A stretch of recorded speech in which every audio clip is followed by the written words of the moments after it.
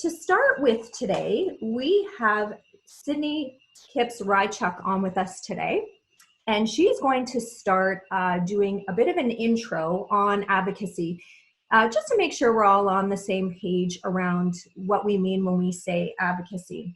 So Sydney is a multidisciplinary actor, dancer, singer, director, choreographer, and arts educator. She completed her interdisciplinary BA at UBC and is a graduate of the Arts Umbrella Theatre Conservatory. She has performed on screen in film, television, and music videos, as well as stages across North America. Currently, she is a faculty choreographer at Dance Point Toronto and Stagecoach Toronto East. She is passionate about the intersections of human rights and global health, having previously worked for Global Affairs Canada, the Canadian Embassy to the Baltic States, and in refugee law.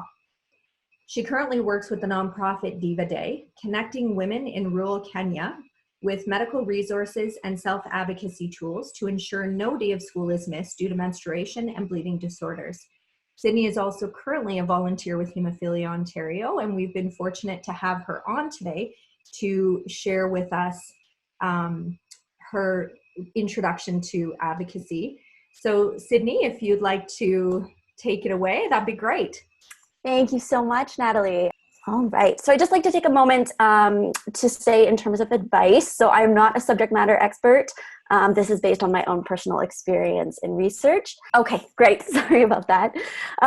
So I just wanted to say as well, contextually, I am biased as I do have a bleeding disorder, so I have platelet dysfunction as part of a broader genetic disorder called Hermansky-Pudlak syndrome. So largely this affects me in terms of my heavy menstrual bleeding surrounding surgeries, and bruising as well. I also think it's just important to acknowledge my privilege in regards to social determinants of health. So I was fortunate enough to be diagnosed pre-menarche and have been followed by excellent clinical care teams in 2 major city centers. I'm also white, of settler descent, cisgendered, all this to say that my access to care and my ability to develop my self-advocacy skills has been very privileged by these factors, which many people don't have or don't have access to. And it's my hope that encouraging knowledge of patient self-advocacy in doing so that we lessen the negative impacts that these pre-existing social determinants have on accessing good knowledge and care, because they should be for everyone, regardless of your background. All right, so we're going to go through a couple brief definitions, some existing frameworks of advocacy provision and promotion, and a couple of practical tools. All right. So advocacy in a compilation of several definitions. I really liked this one. It means that the strategies devised, actions taken, and solutions proposed for the purpose of positive change for people and their environments. And this comes in many different types. So relevant to this context, I think, is self-advocacy. So speaking or acting on behalf and standing up for rights for yourself. Peer advocacy, encouraging support and for others to speak and act for themselves, much like this context. Service advocacy, so working within systems to assist individuals and families in ensuring their needs are met, such as with Hemophilia Ontario, as well as political or policy advocacy, so working with other advocates to influence all levels of government to change legislation or policies that affect large numbers of people. All right, so some empowerment tools. I think in any discussion of advocacy, it's really important to mention the Patient Bill of Rights. So our responsibility and obligations surrounding your informed consent and to ensure that your rights are being maintained. Very important. I have some links at the end as well if you'd like to review. There's Canadian as well as provincial bills. And that really contributes as well to our ability to self-identify if you're uncomfortable, and that it's okay to say if you need more time to make a decision or you'd like to consult your support network, things like that. And education is always number one, so knowledge is power. And especially in regards to self-tracking or self-knowledge tools. So for example, tracking and measuring your periods, different episodes of bleeding, things like the self-bat, Let's Talk period, amazing tools to actually understand what abnormal bleeding is. Asking for a referral from your GP to a hematologist if you're in a more rural area. Post-diagnosis, really gaining an understanding of knowledge of best practices related to your specific diagnosis. So what are the standards of care? What are good sources of information? Things like Hemophilia Ontario, CHS, World Federation of Hemophilia, nonprofits advocating on behalf of your specific disorder, as well as peer-reviewed medical studies. Other empowerment tools, the ability to validate information. So we all have different frameworks of doing this. I really like OPBL. So just an acronym for determining the origin, the purpose, the value, and the limitations of a particular article or study. And all of this results in the ability to ask the right questions. So knowing what questions to ask and to whom. That's going to be different for your clinic nurse as it is to your hematologist, for example. And also to acknowledge that it's okay to preface with things like, I don't know if this is within your field of expertise. Can you please help me clarify? So you don't have to have all the answers. Another empowerment tool that I love coming from a different province to Ontario is the ability to look at your own medical records in MyChart, an amazing online tool that gives you access, such incredible access to your records, as well as keeping your own personal file and personal notes from appointments. Another really great empowerment tool. Moving right along through our support network.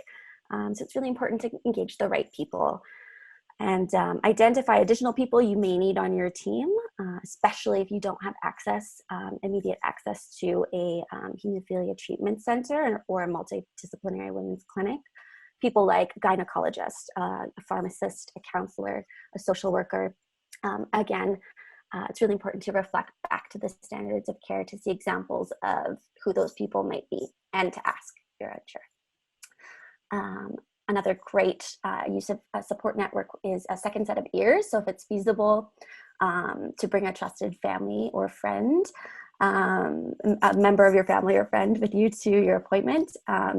Even if you have a list of questions, this can help you remember some of those details later that you may have missed. Some communication tools. So it's important to, in my opinion, to prepare questions before appointments and take notes during. And if you don't understand something, speak up and ask. Take ownership, for example, really using I. So I don't understand, please help me clarify X, Y, and Z. And again, knowledge gives you an empowered basis for your decision making in terms of discussions surrounding managing pros and cons of treatment, evaluating the cost or benefits of high risk activities, for example, general well-being in terms of your care management, including follow-up.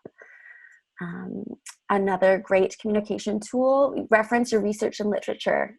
If from your understanding there's an angle that hasn't yet been discussed. For example, you could say, from my understanding, this may be a treatment option.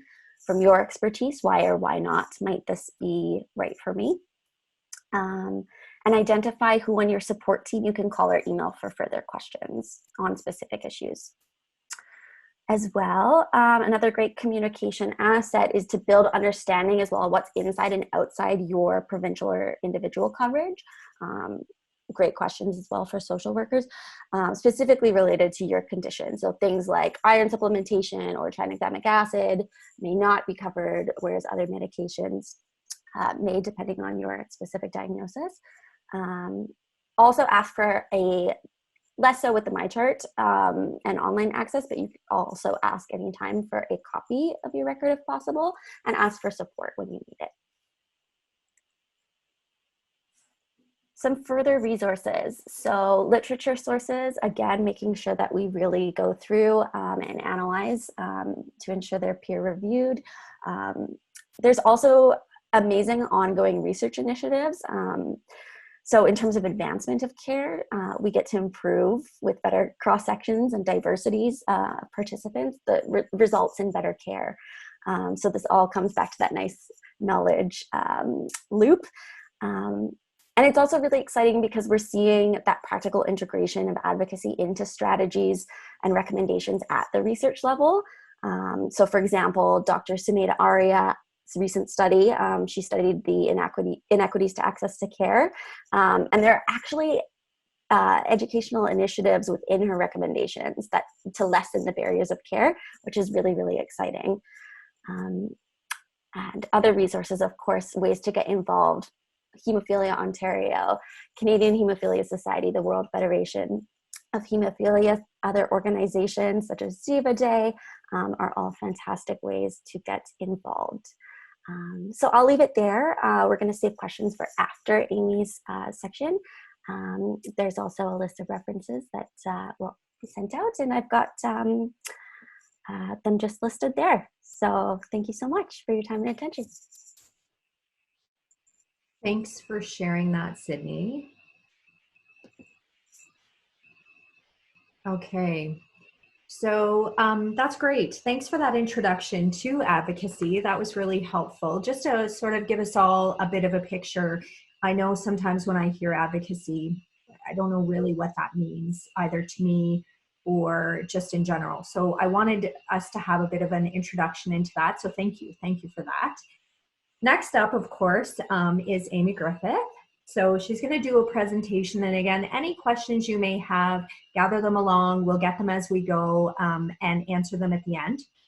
So I know that I did an introduction to Amy again last Saturday, but for those of you who are just joining us today, I really think it bears repeating because she's super fantastic in my books. So Amy Griffith has held many roles over the years with the Canadian Hemophilia Society and Hemophilia Ontario. Amy was a previous member of the Hemophilia Ontario Board of Directors for 5 years. She acted as a representative and advocate for youth and women with bleeding disorders on both a provincial and national level. As a full-time educator, Amy dedicates her time to children and youth and believes in legacy planning for the bleeding disorder community, preparing young people for leadership roles both within their organization and in their own lives. She continues to build female-focused programming with the support of Hemophilia Ontario and advocates for social change in regards to how we view women in healthcare, helping realize a shift from caregiver to care receiver. So without further ado, I'm going to put that over to Amy. Hi, everyone. So for those who joined us last week, welcome. I promise I'm not going to repeat myself too much. I'm trying to keep it fresh for people who are coming back. So when I put this together, I wanted to try and pick up some cases where advocacy and especially ER management has been a challenge for me. And it's almost laughable because I think that almost everyone here has an ER story. They're always different. They're always horrible. A lot of the times they are infuriating. I tried to avoid that aspect of this presentation, although there are some examples. What I wanted to try and do is bring in examples of where advocating for myself helped, of course, where advocating didn't always get me the end result that I wanted, and the consequences of when I didn't advocate for myself. So I tried to break it down and also give resources and tips for what I have found helped myself, and how I found it differed just being a female in general as well, and having this condition, because on paper or through a quick Google search, bleeding disorders typically are not female focused, or the females aren't on the front of that. So I found that out as I went pretty quickly too. So with that in mind, I'm going to get started. Okay, so I like to refer to advocacy as the good, the bad, the ugly. It's not always good. It's not always bad. It's not always ugly. People like to ask me the difference between the bad and the ugly. For me, the bad is infuriating and annoying. The ugly was potentially life-threatening. So just to give you context for that, because I find advocacy, personal, peer, or otherwise, can have a little bit of all of this involved. So essentially, for anyone who wasn't at the session last time, a condensed version of who I am. So I was born a healthy baby girl, as far as everybody knew. My family had no history of VWD. For context, I have type 2A. I have 2 unaffected parents. I have no siblings. My story starts very early. Much like Sydney, I was very lucky to be diagnosed fairly early, which is not the case for a lot of women, just because of the way we bleed. Typically doesn't happen into our teens or early adulthood, so that's usually the first sign. But I was a very clumsy child, so I had very abnormal bruising, very large bruising, and even to today, my biggest factor in my bleeding history is nosebleeds. I would have nosebleeds upwards of 5 to 6 hours So those are obviously red flags for somebody who doesn't carry a diagnosis with them. So being an educator, I understand the duty to report. So I do understand my family doctors and my daycare caregivers and eventually my kindergarten teachers seeing these bruises and seeing these conditions, these cuts, these scrapes, and the reasons I gave were completely true. Yes, I did bump into the corner of a table. Yes, I did actually just fall and scrape my knee, but the outcome and the result of those injuries did not match my story. They were large, they were scary, and they looked like a heavy amount of trauma had been involved. So we did have children's aid involved fairly early, but we were very lucky in the event that we went on a family vacation to Florida. We did fairly often when I was younger. While I was there, we had a really long nosebleed. It actually happened when we landed because of this is still a big battle for me whenever I travel by air because of the dryness of the recycled air. I'm constantly battling nosebleeds. Typically when I get off the plane, luckily not while I'm on the plane. So when we landed, I had a really bad nosebleed. We went straight to the ER and we came across a doctor who essentially said, I think this is something that, you're living with and you're just not diagnosed with. They encouraged us not to be treated in the US because of the ramifications of insurance and the cost involved in that because of the amount of testing that they would do. So we got the nosebleed under control. We got back on a plane and we got back to Toronto where we luckily again had a family connection that landed us as sick kids, and I was diagnosed. I wouldn't say quickly, but I was diagnosed within a reasonable amount of time. My parents were tested, and that's where we landed today. So when it comes to advocacy, this is what it meant to me then. So when I was growing up, I would say probably until just before my 20s, this was my perspective on advocacy. I felt that I was underprepared. I felt that I really didn't have a place to advocate for myself because I didn't know any better. I felt undereducated, so same sort of idea.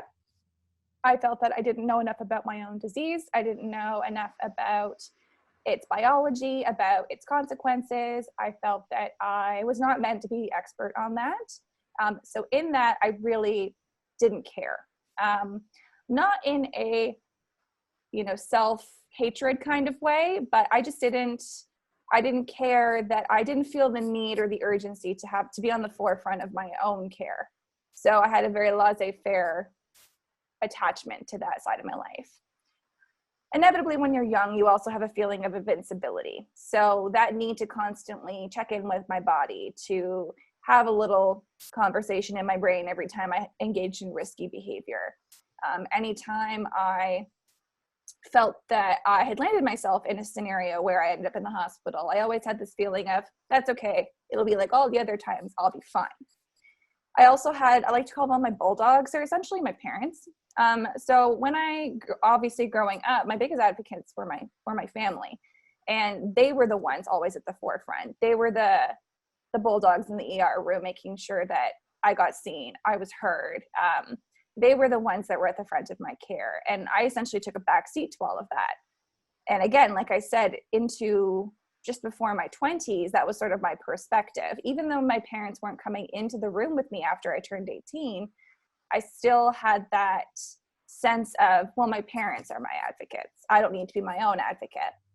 I felt that I was being pushy. I think this is also something a lot of women feel. They feel that by being vocal and that by disagreeing with a diagnosis or a prognosis or a treatment plan, or even having an opinion that doesn't necessarily match your doctor's, or even just speaking up in general at a professional who's a professional in their field, whether that be a doctor, whether that be a mentor, whether that be any type of professional in their field. I think that women feel that they are doing something that's quite unnatural, that they feel pushy, that they feel they're being sort of a diva, that they feel that they're being, it's not their place. And I felt that way for sure. I felt that, for me to make a big scene here, it just means that I'm being difficult.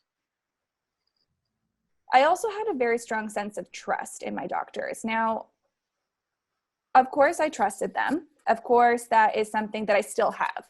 And I don't mean that I didn't believe they didn't have my best interests in mind. Of course they did. What I mean by that is just that I felt that no matter what, the outcome would be positive because they were looking out for me. And that sense of trust essentially overcame my sense of having to look out for myself. So I just thought whatever they think is best is what I'm going to go with. So that is essentially how I went into every appointment and every procedure. What it means to me now. So it's quite different in that sense, I would say, again, into my early 20s. And for context, I'm now 31. I now feel a great sense of responsibility for my care. I've come to the realization that I am the expert. I live with this, regardless of how educated my hematologists are, and I would be nowhere without them today. I'm very grateful for the care that I have, and I would never complain about that care. But at the end of the day, I live with this condition and they don't. So there is a sense of expert when it comes to that. Of course, I may not be able to defend a thesis on my condition. However, I do live with it, and there's some credibility that comes with that. I can't expect an understanding on another person if I'm not willing to give understanding. So if I'm not willing to sit and have a conversation with someone and walk them through and make sure I debunk the myths and I make sure that they understand, I can't expect them to understand that. So I have to be equal parts willing to put in the work as I expect them to listen. I can't expect an outcome that I didn't fight for. So if they're proposing a treatment, especially when it comes to emergency room care, if they're proposing a treatment that I am not okay with and I don't say anything, I can't really be angry about the outcome. And I can't assume that trust. And again, that sounds more nefarious than I mean it. I do trust my medical practitioners. However, I can't just assume that they know better. At the end of the day, our doctors are humans. They are very smart, very educated, and very experienced humans, but there is room for human error. And in that, there needs to be a sense of sort of having your guard up and being prepared to have those difficult conversations. And just that you may come with a perspective that's different and trusting that that person will listen. So I just needed to learn that I can't just trust at the end of the day that this is going to be the best outcome for me because they say so. Okay, so the main characters in your care is somebody living with an inherited bleeding disorder. So of course there are more, but these are the ones that I find with bleeding disorder specific traumas or bleeds or just general care. This is where your team lives. So you've got your hematologist. They are the ones, ironically, I would actually put my hemophilia nurse practitioner above my hematologist, only because 95% of the time I am the one dealing and interacting more with my hematology nurse practitioner. And then of course, in conjunction with that is my hematologist. So when it comes to any type of treatment, any type of adjustment to my treatment plan, any type of question I have, these are the two people that I'm going to. These are also the two people that I'm calling in an emergency. I may not even be living in the same city as my hematology team, but I'm calling them and letting them know I'm incoming to a hospital in the area that I'm in. And I'll get to that a little bit later. My emergency room care team. So this one is a bit more challenging. I don't necessarily mean the bodies in the ER at the time, because of course they're constantly changing, but having a contact that at least is in conjunction with the emergency room. So again, if I'm going to have to go to the emergency room, I've made that decision. My clinic team is not open. So maybe I don't have a nosebleed on a Tuesday, which is typically when my hematology clinic runs. Then there's always a hematologist on call or a nurse practitioner on call who can support you in your emergency room intake. So having that connection is really important as well. And then of course, your family and friends. This is something Sydney touched on as well. Having your family and friends, having that support network and the right support network is really important too. So essentially, these are the teams and individuals that you should be able to call at a moment's notice to support you in an emergency, that you don't have to catch up, that you don't have to get on your side, that are there and know exactly what to do. So establishing this is really important as a baseline for your advocacy. And I should also say, this won't come together without you advocating for yourself. So these people won't just exist as a team for you if you're not able to communicate and advocate for yourself to get all of these people aligned, so that when these emergencies happen, you don't have to start from ground zero. And this was something I learned very aggressively growing up, because I didn't have these people in place. But I learned by going through those experiences the importance of having these people sort of ready on the sidelines if I needed them. So my biggest advocate was my mother, is my mother. She still is, regardless of whether or not I want her to be. But that's what a mother does, right? So I bring this up. Of course, some people might be nodding and saying, well, of course, mother is always your biggest advocate, or your father, your closest family member. But I like to bring this up, especially when I talk to people who have younger kids, or kids who are coming up sort of towards that adolescence age.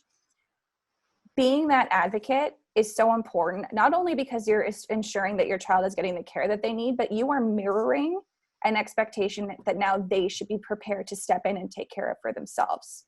So it's really important as that caregiver to know not only that you're advocating for your child, but that you're also preparing them to advocate for themselves. And that's what my mom did for me. So I remember very vividly when I turned 18. And, well, actually, no, it must have been when I transitioned to adult care. So I believe that's 16.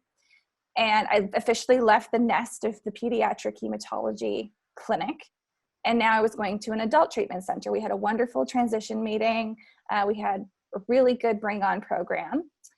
But my mom was just not ready to let that role go. And my hematology nurse practitioner was in a very difficult place. For anyone who's met my mother, she's small, but she's mighty. So my mom essentially was still trying to insert herself in my care, and not against my wishes in any way.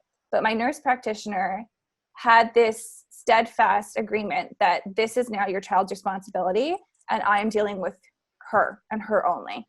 If she wants you to come in and be a part of that, she can let me know. And even then, I'm going to advise that she doesn't. And looking back on that, that was really well-intentioned. And I think that really showed that transition, not only from that care, going from building to building, or sometimes it's in-house, but also the transition of sort of passing the torch. So then I kind of had to look back at everything my mom had done and everything that she'd modeled and mentored for me so I could take it on for myself. So that's always really important. I kind of like to plant that seed in the caregiver's mind, just because I'll also be a kindergarten teacher. I sort of see them, the caregivers who, physically dress their 5-year-old in the morning, and I'm standing there gritting my teeth because I know that these kids can do it themselves. And essentially we're removing that ability from them. So it's not a trajectory that is the same for everybody. Of course, everyone will meet that need and that timeline at a different time, but it's a super important part of being an advocate. You're also modeling so that that person can advocate for themselves. And that, for me, that was my mom. So I'm going to go through a few cases where advocacy was really important for me. So my first case, I was in the 4th grade, and my mother was still my advocate. I was still young, and I was in pediatric hematology care.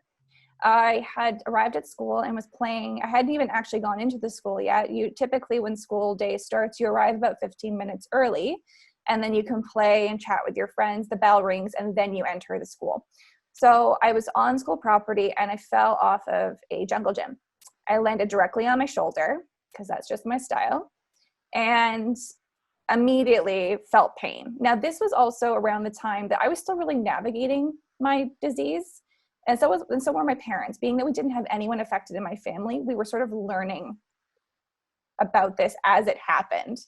So this ended up being my first internal bleed. I didn't really know what to look for. I didn't know the signs and symptoms of an internal bleed. We weren't prepared for an internal bleed because I just simply had never had one before. So I ended up spending the whole day at school with the bleed in my right shoulder. I did advocate for myself in the sense that I went to the office and said that something was wrong and that I should probably call my mom. But being that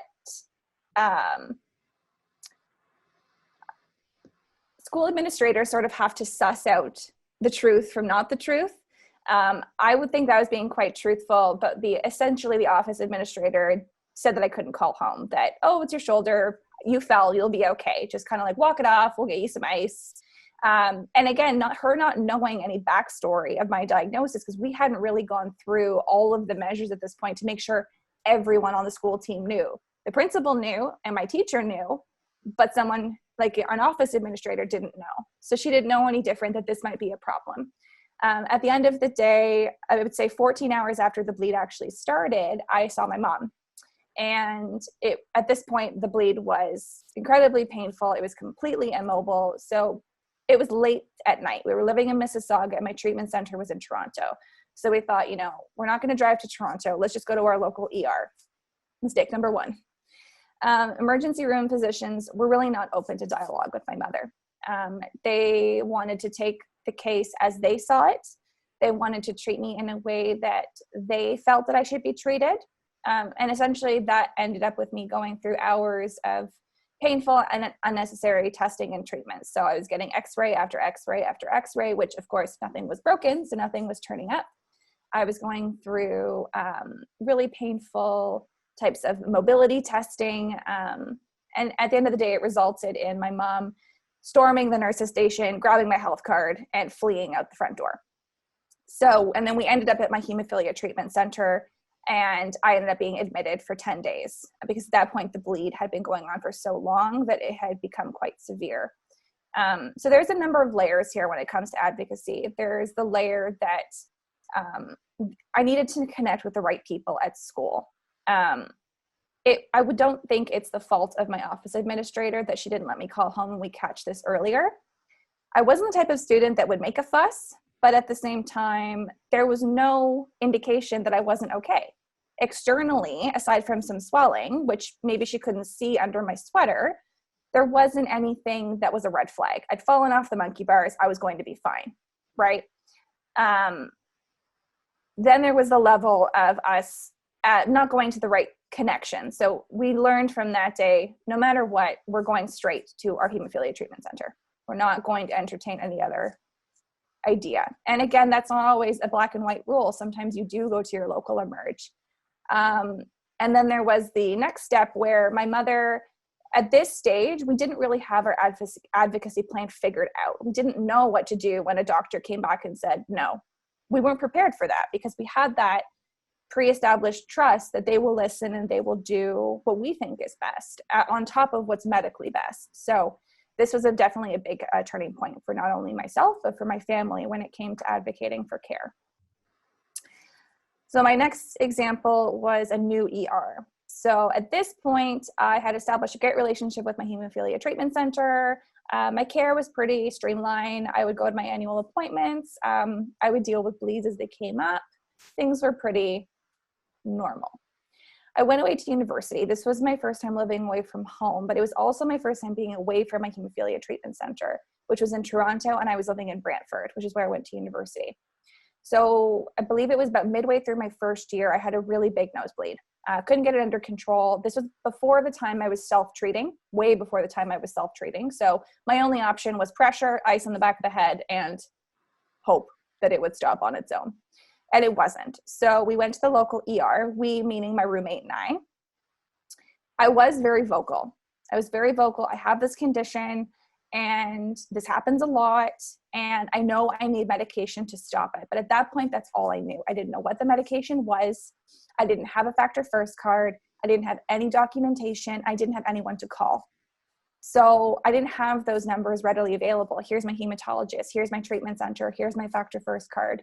So I was vocal, but I didn't have anything to back it up. And while we feel that being vocal might be enough, sometimes it's not, because we also have to understand that some doctors, they hear a lot.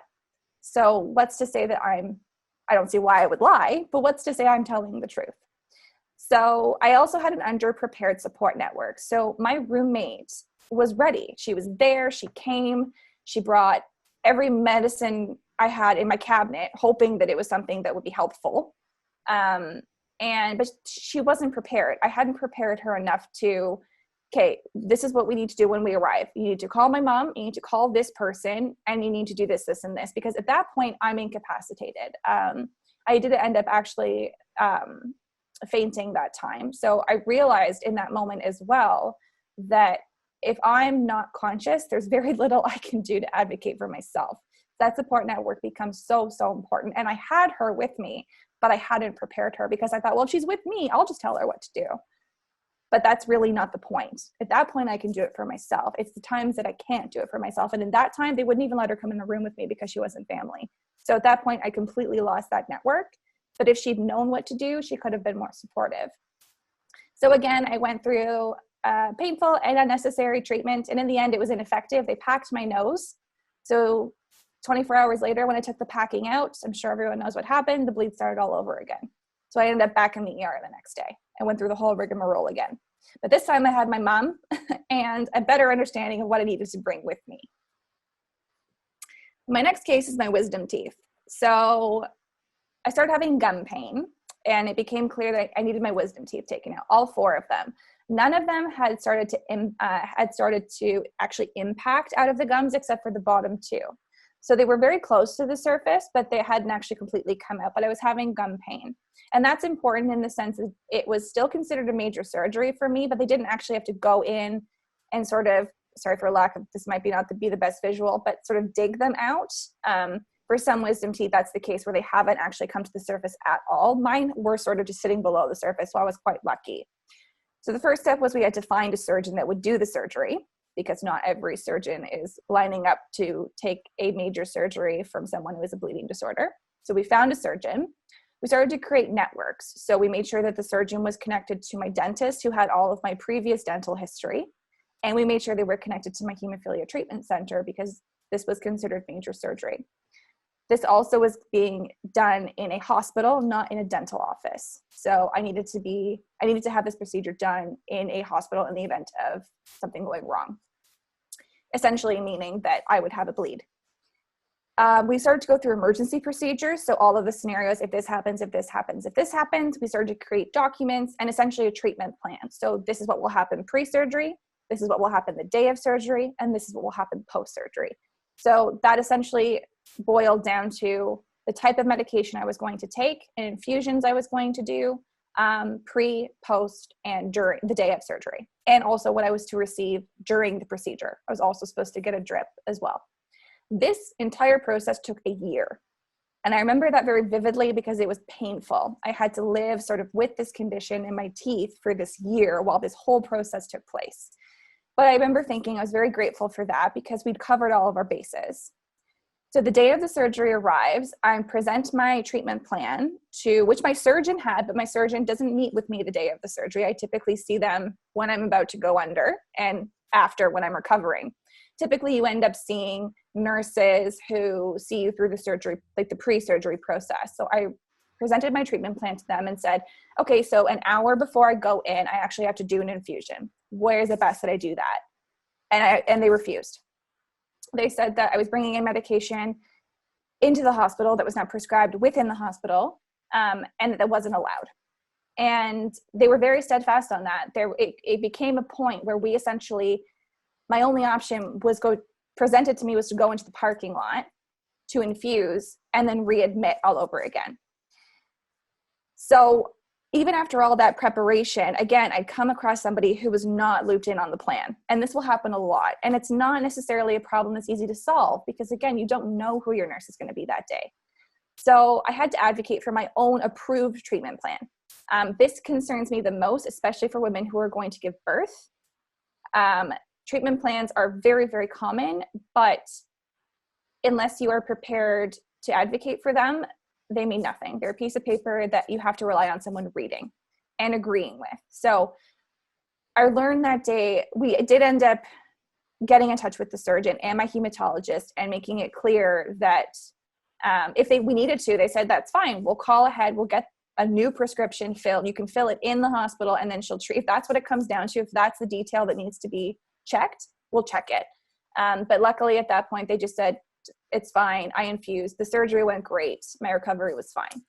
But it was a big turning point for me again that advocacy really doesn't fit one box. There are lots of other boxes that until you see them, you may not be prepared for, that you kind of have to jump on top of and be really vocal. And my last example is a really positive one. Again, so this is where my women's clinic came into play. So I was made aware that the Toronto Hemophilia Treatment Center was establishing a women's clinic. I advocated for myself to be moved to it. And for the first time, I started to see how my care was different, particularly for gender. So I had a female hematologist who essentially really laid out for me that I had to stop normalizing my care and my bleeding history. So it was very common for me to say, oh, yeah, I had a bleed last week. It's only 25 minutes though, so it wasn't a big deal. And she'd kind of look sideways at me and say, do you know anyone else in your life who has a 25-minute nosebleed and considers that normal? And I said, well, no, but that's me. And she said, but that doesn't mean it's normal. So I had to really start breaking down some of those barriers. And by doing that, that advocacy sort of reared its head again, where, okay, so I've been advocating for this. I need to up that even further and advocate for this as well. And I was given tools to advocate for my care, not only outside of my clinic, but in my own clinic. So there's a lot of education that still needs to happen, even at the Hemophilia Ontario level and the clinic level. So again, all of our practitioners and our hematologists are huge advocates for inherited bleeding disorders. They're huge advocates for their patients, but they don't know everything that we can bring to the table as well. So changing that dialogue and making sure that that perspective is seen is really important. And it comes from the patient level, especially when it comes to females. So the key takeaways I essentially would like to leave you with are, I should always come and be prepared. So that essentially means I'm wearing a medical alert bracelet, super important, big advocate for that. Factor first card, even if you are not being treated or you don't have a prophylaxis regime or regimen, you should have a factor first card, because in the event that you are having a bleed, a major bleed, of course, you will receive some type of clotting factor, even if you don't receive it on a regular basis. So in that moment, if you are going to receive a medication, it should be readily in your wallet that you can hand over. So everyone should have a factor first card. And also any type of documentation or medication that you need, just bring it with you. More is better. Some doctors are of the mindset that the data is more important than your voice, so bring both.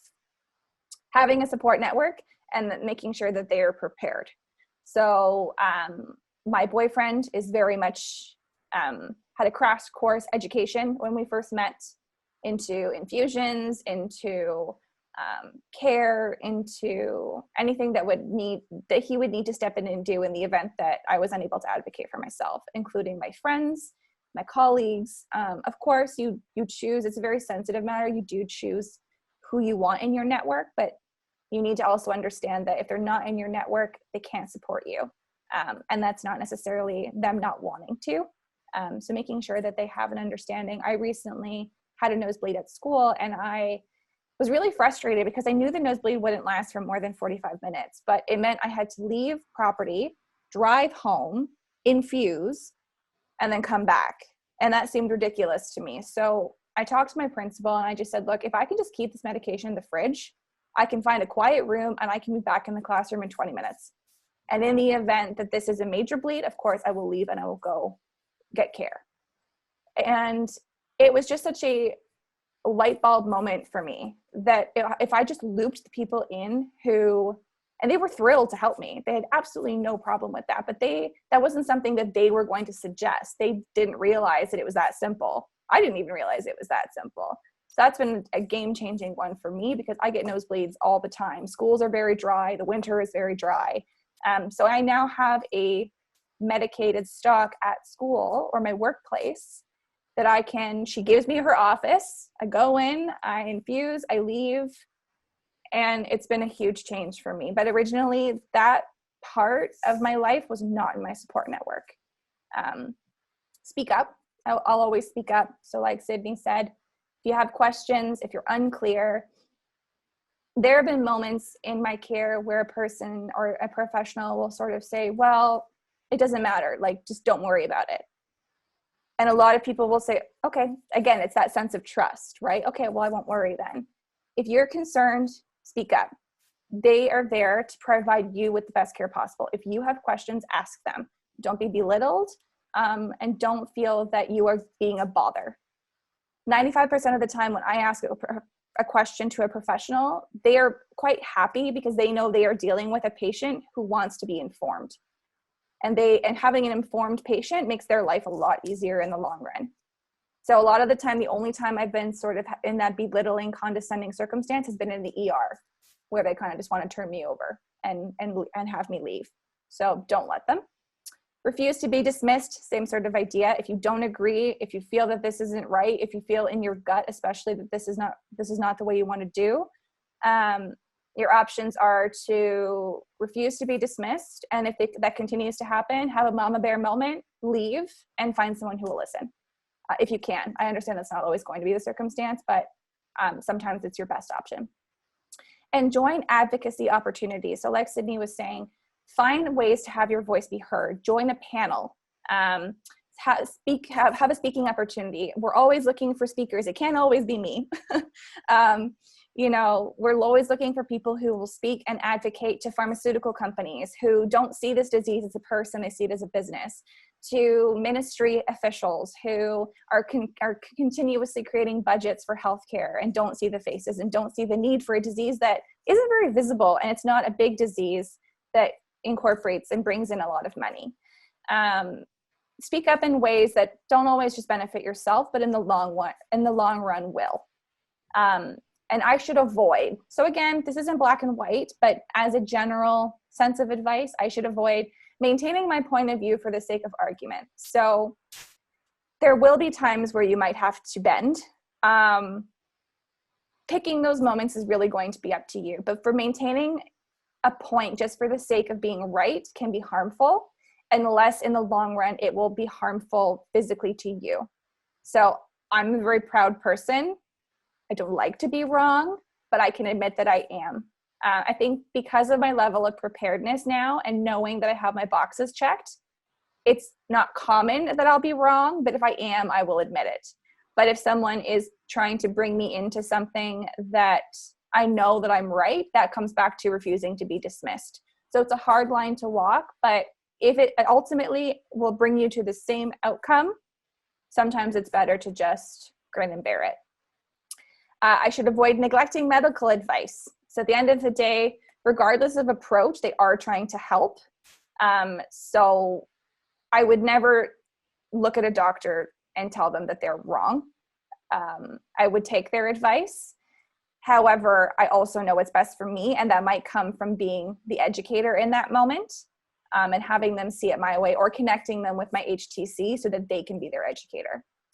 I should avoid being combative. So especially in those moments, high pressure, high emotion, very high risk, it's very easy to, I'm not a mother, but especially if you were a caregiver, it's really easy to get into the heat of the moment and start to be combative. And unfortunately, what ends up happening here, regardless of how right you are, which you are right, you lose your credibility. And I've seen it happen, and it's so frustrating. I've seen those ER moments where someone is saying all the right things, but they are going about it the wrong way. And at the end of the day, they get so dismissed that the outcome ends up being negative regardless. So just being mindful of keeping a calm presence, coming in with education. There's absolutely nothing wrong with being affirmative. Like, this is a non-negotiable thing, and my answer will be no. However, I think we all know the difference between being combative and being assertive. And I should avoid allowing assumptions. So again, I assume that this person will listen. I assume that they've heard me. I assume that we're on the same page. Or in return, as a doctor, I assume that this will work. I assume that this is the best option. I assume that I have the same understanding as my patient. So I always kind of look at it as, this person has no idea what I'm talking about, and it's my job to tell them. And that's not always the case, but it's a good mindset to have, because then you just break down all those assumptions from the beginning. So now I'll close the screen and we can take some questions. I see the chat is busy. I can send this link out or give it to Natalie. This was a speaking engagement I did in the World Congress, WFH World Congress in 2016. It was a panel on BWD outreach. It's not necessarily about advocacy itself, so it's not on topic for that. But the reason I wanted to put it here is it's just an example of how you can advocate. So this was a huge platform, and I was the only patient on this panel. Everyone else was a doctor or a hematologist, and they were all from different parts of Canada, from the world. and having a patient perspective, it just brought to light to me that this was a perspective that, especially worldwide, they may not have. So putting yourselves in positions that eventually, it may not be World Congress. I mean, this was a huge opportunity for me that I took. But it was a way for me to use a platform. And finding that for you is really important so that you can help. Again, every person you educate is another person that when they interact with someone, they're taking what they learned from you into their general practice. So the more you do outreach work, the more that becomes, it improves the system for everyone. So if anyone wants that link, I'll send it to them, or I'll give it to Natalie and she can send it afterwards. And yeah, it's just another example of ways that you can get involved. Thanks, Amy. Thanks so much. So at this point, I just want to say thank you to Sydney and thank you to Amy. Remind everyone that what is shared in this session is not to be construed as medical advice. These are just sharing experiences and sharing ideas and resources and things like that. So I just really want to remind everyone of that. At this point, I'm going to turn off the recording.